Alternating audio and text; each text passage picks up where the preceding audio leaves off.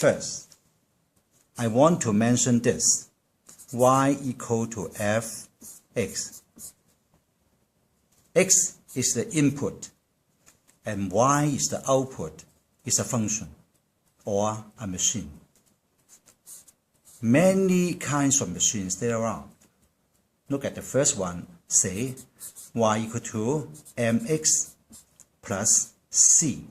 M and c are the constants. X is the independent variable. That means the input. And y is the output. Say y equal to 2x plus 3. When you input one x value, you get one y value. And then you change the x value here, you get another y value. That means there are many ordered pairs like this. Now, I trace all the points. For example here, second point, the fourth, the fifth, the sixth, so on and so forth. Well, when you join all the points, you will see that it's a straight line. So, this straight line is given by this or generated by the function. So we write down here y equal to 2x plus 3. And you can see that it's a straight line. So we say that y equal to mx plus c is a linear function. Linear is a word deriving from the line.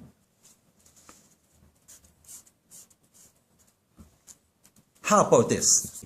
For example, say y equal to 2x squared plus 3x minus 4. And we have got a curve like this.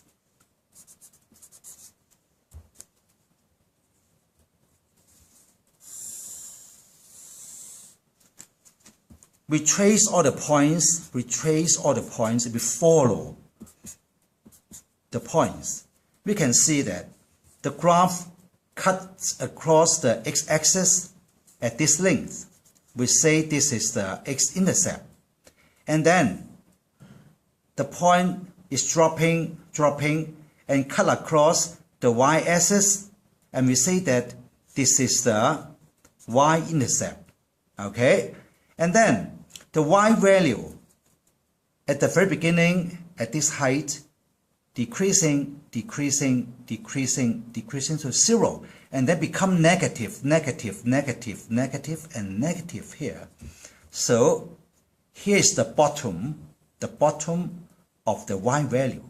That means y gets the smallest value when x equal to this. So at this point, the y gets the minimum value, and then the y value rises again. Yes, we are tracing all the points. The y value is increasing. Negative, still negative, rising, and then to 0 here. Yes, the graph cut across the x-axis again. This is another x-intercept. Do you remember? Yes. Go on. The y value is rising. Okay. This is a parabola. Okay.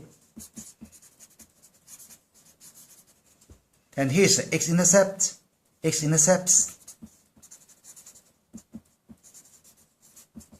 And here's the y-intercept.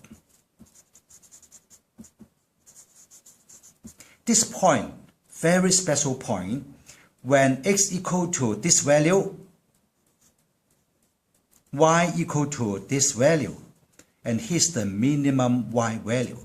This point is a turning point because y is dropping to the bottom and then increasing again. So turning point, or we say it is a vertex. If the value of x is h, and the y value is k. The coordinates of this point is h, k. And then the parabola is in symmetry. Symmetry. Well, this is the axis of symmetry. The meaning is that if you draw a horizontal line like this, parallel, this length is equal to this length. If you draw another line here, this length is equal to this length. Okay? Same distance from the axis of symmetry. We say the parabola is in symmetry. So, very special. This length is equal to this length. And here, how can you say about the axis of symmetry? We say it is x equal to h. Now, I give you an example. We have an xy plane here. There's a parabola like this. And here is -3, -2, and here is 6. And we say that y-intercept equal to -3, and x-intercepts are -2 and 6. There are 2 x-intercepts. And you also see that now the parabola is opening upwards. There's another case. It's opening downward. If you are given y equal to ax squared plus bx plus c. Do you remember? When a is positive, it is opening upward. When a is negative, it's opening downward. We come back here. This kind of graphs of quadratic function. Okay? And then we have learned about the y-intercepts and x-intercepts. And then we go on. Also, there's an xy plane. There's a quadratic graph opening upward. There are 3 cases, right? The first case, it cannot touch the x-axis. Case 1. There's another case. The graph may just touch at one point. This is the x-intercept. Any more case? Of course, yes. Maybe the graph in this way.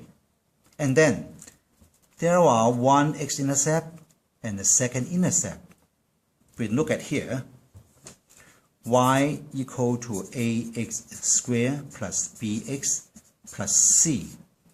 When the y value is dropping, equal to 0. 0 equal to ax squared plus bx plus c. And you see, this value will make the y equal to 0. And also this value, x value, will make the y equal to 0. That means this value and this value are the roots of the equation. Do you remember you have learned about the discriminant? Discriminant equal to b squared minus for AC. When the discriminant bigger than 0, there are 2 real roots. If the discriminant equal to 0, there are 2 repeated roots. The 2 roots are identical or the same. And another case, the discriminant is smaller than 0, there are no real roots. You combine the 2 concepts, you know that for this orange one, b squared minus 4ac is bigger than 0. So there are 2 real roots, this one and this one.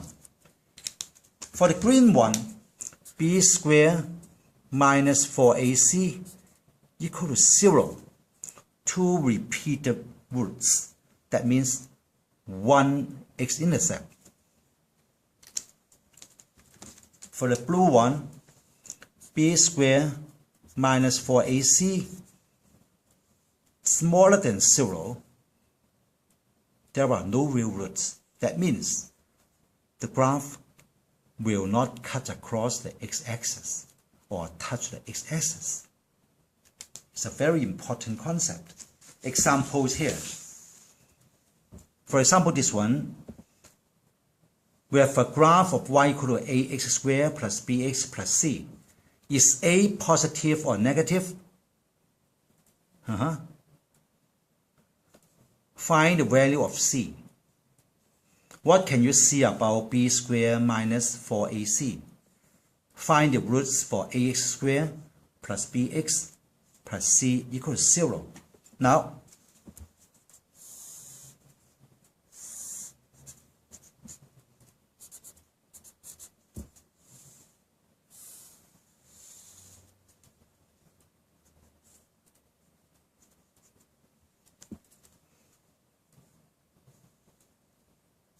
let's cut here at 10. Now, can you answer all the questions here? Is A positive or negative? A is positive. Find the value of C. That means the y-intercept. X equal to 0. 0, 0, and C is the y value. Is 10. Yes, it's 10. What can you say about b squared minus 4ac? There are 2 x-intercepts. So we know that the discriminant b squared minus 4ac is bigger than 0. Can you find the roots for this equation? That means, when will y get 0? Y will get 0 when x equal to 3 or when x get the number 8. So we know that the roots of this equation are 3 and 8. Now we go to another example. We have a graph like this, y equal to 3x squared minus 2x plus 7. Will it intersect the x-axis? What tool can you use? Yes, it is a discriminant. Equal to minus 2 squared minus 4 times 3 times 7. It is 4 minus 84. Well, very clearly, it is smaller than 0. Can you make a decision? Will it intersect the x-axis? Smaller than 0. Therefore, the graph y equal to 3x squared minus 2x plus 7 will not intersect x-axis. Now, another example, the last example in this session, we have a graph of y equal to ax squared plus bx plus c. Can you find the axis of symmetry? The parabola is opening downwards. And 1 and 7 are the x-intercepts. And we know that the parabola is symmetrical. So we can find 1 and 7 the midpoint. How can you find the midpoint? It's very easy. 1 plus 7 over 2 equal to 4. So this point is 4. And I know that the axis of symmetry passes through the point 4. X equal to 4 is the axis of symmetry. But that's the end of the revision.